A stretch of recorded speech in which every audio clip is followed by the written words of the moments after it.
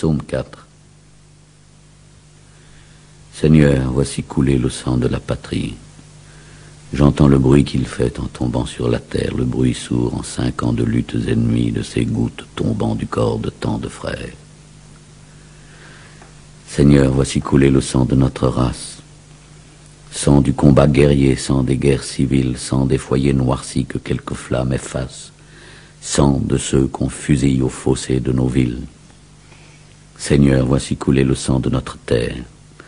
Le sang qui a coulé n'est jamais qu'un sang pur, et le voici mêlé, le sang des adversaires, figé sur nos pavés comme un verglas plus dur. Seigneur, voici couler le sang de nos garçons. Il a tout recouvert la patrie déchirée. Quand verrons-nous jaillir, ô tardive saison, de tout ce sang versé, la moisson désirée?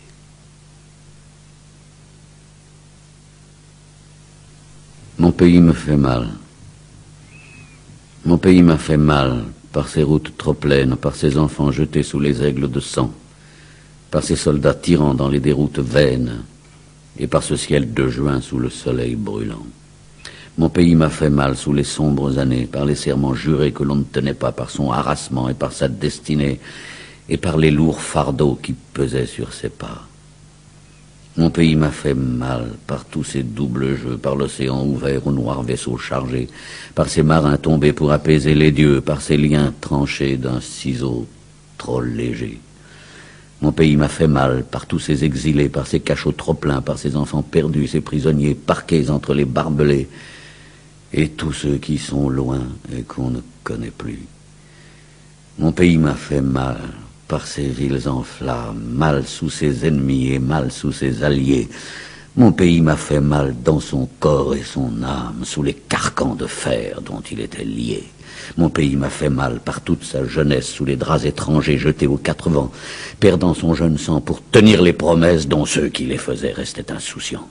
Mon pays m'a fait mal par ses fosses creusées, par ses fusils levés à l'épaule des frères, et par ceux qui comptaient dans leurs mains méprisées le prix des reniements au plus juste salaire. Mon pays m'a fait mal par ses fables d'esclaves, par ses bourreaux d'hier et par ceux d'aujourd'hui. Mon pays m'a fait mal par le sang qui le lave. Mon pays me fait mal. Quand sera-t-il guéri?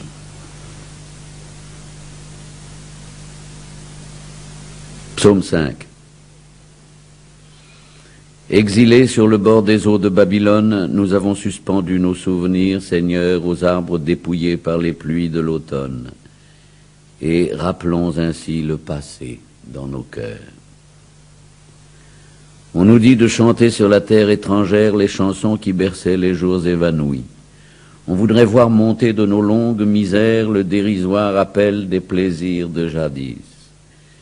Et parfois, reprenant sur l'invisible fleuve nos vieux chants d'autrefois de nos bouches fermées, nous nous laissons aller aux espérances neuves et ranimons l'éclat des choses bien-aimées. Nous ne demandions rien au Seigneur, cependant, que les moindres trésors de ce qu'on nomme vivre, les amis de jeunesse et les joues des enfants, la maison et la mer et la scène et les livres. Nous ne demandions rien au Seigneur, ou bien peu, le lit où reposait dans la nuit notre tête, la plus modeste joie et le plus petit feu, la cendre qu'aujourd'hui disperse la tempête. Nous n'étions pas, Seigneur, tellement difficiles. Nous n'avions pas besoin de gloire ni d'argent, seulement du murmure amical de la ville. Nous n'étions pas, Seigneur, tellement exigeants. Et maintenant qu'au bruit que fait le vent d'automne, tout s'est évanoui de ce que nous aimions, exilés sur le bord des eaux de Babylone, vaut-il pas mieux se taire, ô captifs de Sion? Car le silence seul qui tombe sur la rive reste digne du chant des printemps disparus et jette sur le feu des blessures captives le baume sous lequel le cœur ne saigne plus.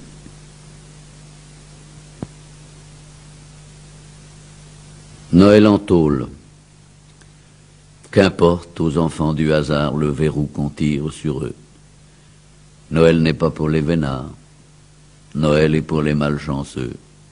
Voici la nuit, il n'est pas tard, mais la cloche tinte pour eux. Bon Noël des garçons en tôle, Noël des durs et des filous, ceux dont la vie ne fut pas drôle. La fille que bat le marloul, le gars qui suivait mal l'école, ils te connaissent, comme nous.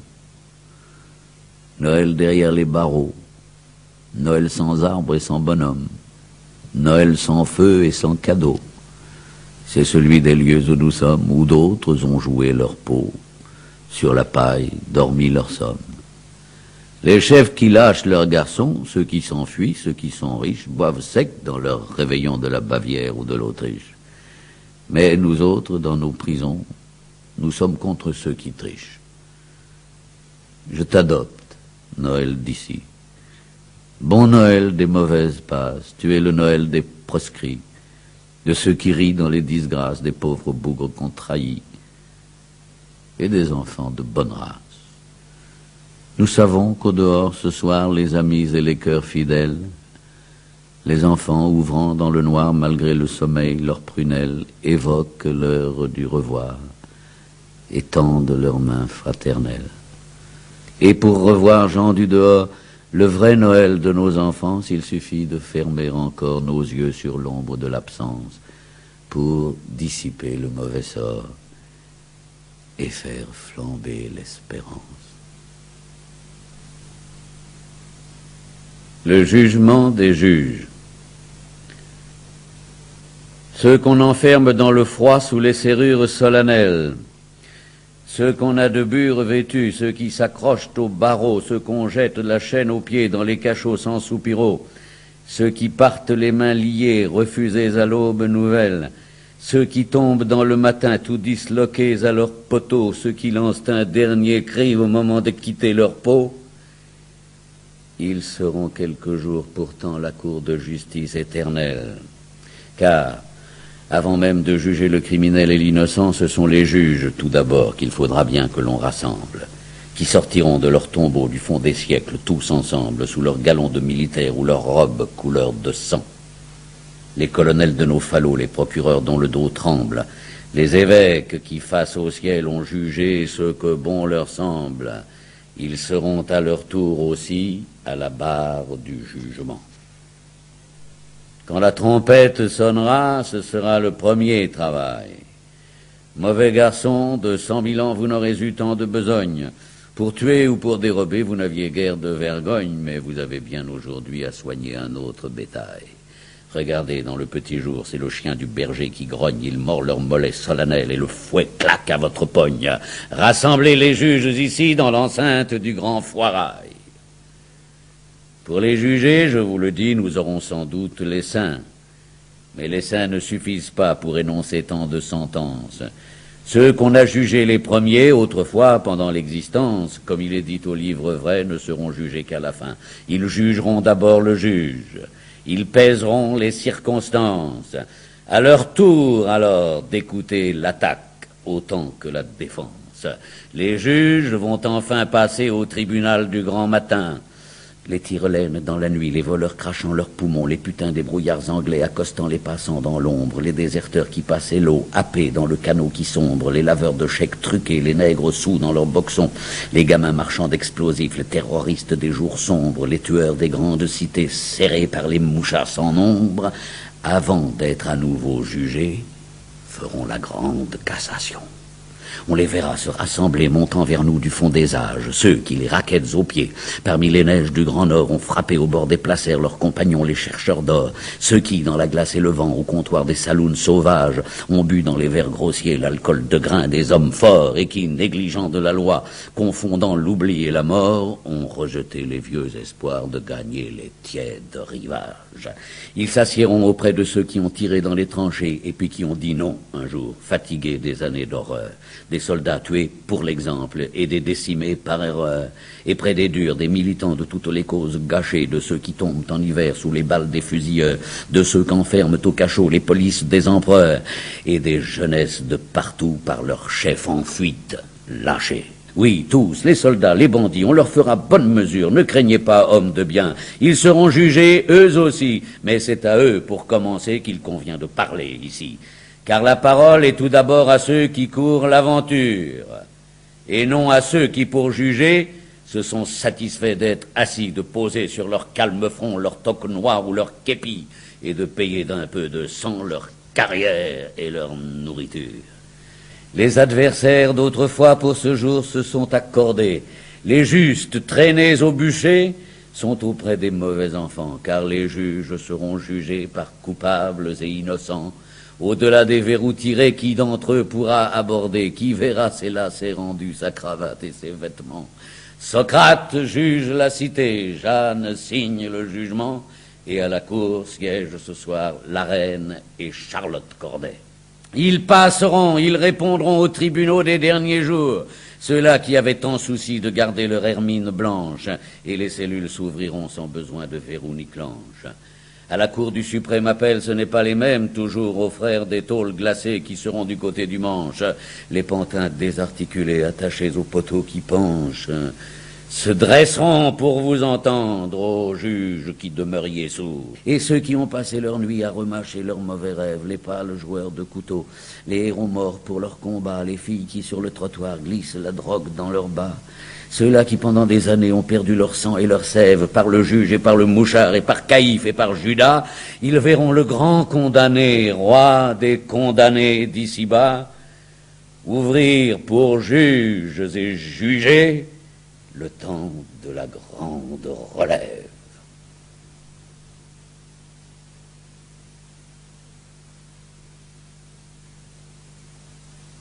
Le testament d'un condamné.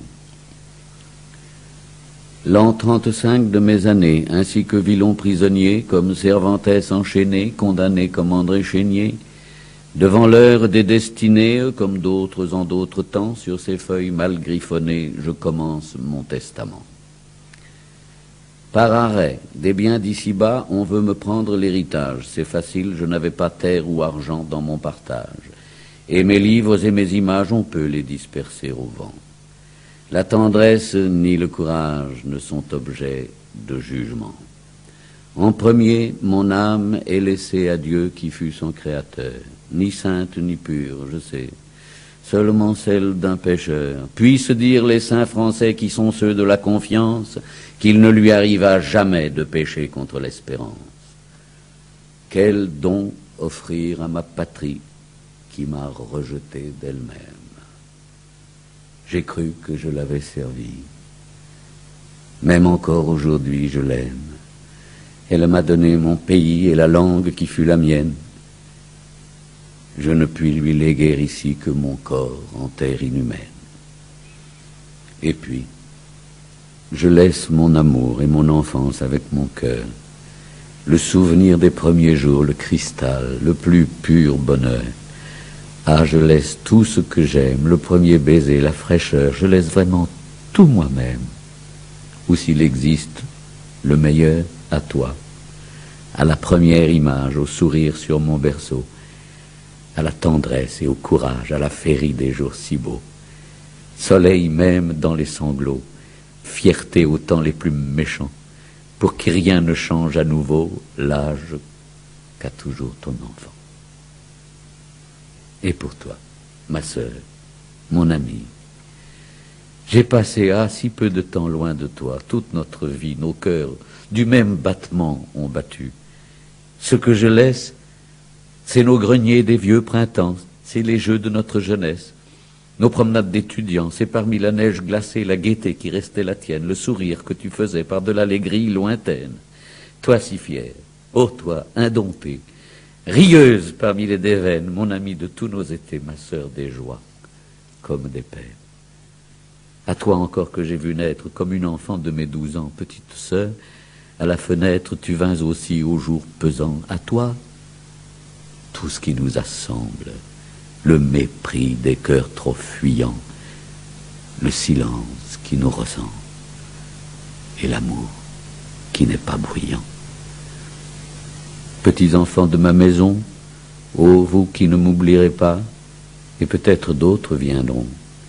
Vous m'avez donné ici-bas vos joues l'étreinte de vos bras, votre sommeil sur qui je veille.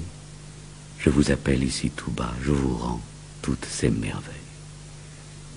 Et maintenant, à toi, Maurice, à toi, frère de ma jeunesse, que te donnerais-je qui puisse naître à toi de ce que je laisse? Voici Paris qui fut à nous, voici Florence qui se dresse, et sur les chemins secs et roux, voici notre Espagne sans cesse. Mais voici surtout, ô mon frère, le cœur de notre adolescence. Nul hasard ne le désespère, à tout il garde confiance. Au destin, même bien masqué, nous disions oui d'une voix claire, quel qu'il fût, et rien n'a manqué au cadeau qu'il pouvait nous faire. Bien ou mal, acceptons le lot. Je le lui rends tout pêle-mêle, mais je te laisse le plus beau. Nos 17 ans, l'aube nouvelle, la couleur du matin profond, nos années pareilles et belles, les enfants dans notre maison, et notre jeunesse immortelle. Et puis voici pour mes amis, chacun leur carte souvenir. Vous d'hier et vous d'aujourd'hui, vous m'entourez sans vous enfuir. Vous allumez sur mon passage le plus beau feu de l'avenir. Je tends mes mains à vos images. Elles me gardent de frémir. Cher José, voici la cité et la cour de Louis le Grand. Georges, pour un futur été, voici la route dans les champs. Henri, voici les quais de Seine et les livres à feuilleter et le pays de la sirène que nous aurions dû visiter. Voici les Noëls de Vendôme, Notre-Dame des Pèlerins. Le passé fut si beau, en somme, qu'il ne faut blâmer le destin. Jusqu'au bout de nos années d'hommes, nous aurons gardé le meilleur, le savoir de ce que nous sommes, la jeunesse de notre cœur. Et pour toi, depuis si longtemps de l'adolescence surgit, je n'ai que d'étranges présents à te laisser, ô mon ami. Moins de joie, c'est sûr, que de peine. L'asile où j'abritais ma vie au cœur des mauvaises semaines, et ce qui jamais ne s'oublie. Pour vous, les frères de la guerre, les compagnons des barbelés, fidèles dans toute misère, vous ne cessez de me parler. Voici nos neiges sur le camp, voici nos espoirs d'exilés, notre attente de si longtemps, notre foi que rien n'a troublé. Et vous, garçons de mon pays, voici les mots que nous disions, nos feux de camp parmi la nuit et nos tentes dans les buissons. Vous le savez mieux que personne, j'ai voulu garder ma patrie du sang versé, et je vous donne ce sang gardé. Oh mes amis, Cherwell, notre sainte colline, le petit peuple du marché, la rue grouillante où l'on chemine, les charrettes des maraîchers, ils sont à toi, amis têtus qui dans l'ombre toujours devinent ce que l'espoir jamais battu, malgré l'apparence, dessine. Et pour vous, les derniers venus, compagnons des sombres journées, aux captifs des cachots reclus, gardez mes heures condamnées, gardez le froid, gardez l'ennui. Pour ceux qui ne les auraient plus, ce sont des trésors, eux aussi. Avec vous, je les ai connus. Quelques ombres, quelques visages ont droit encore à quelques grains. Finissons vite le partage avant que vienne le destin.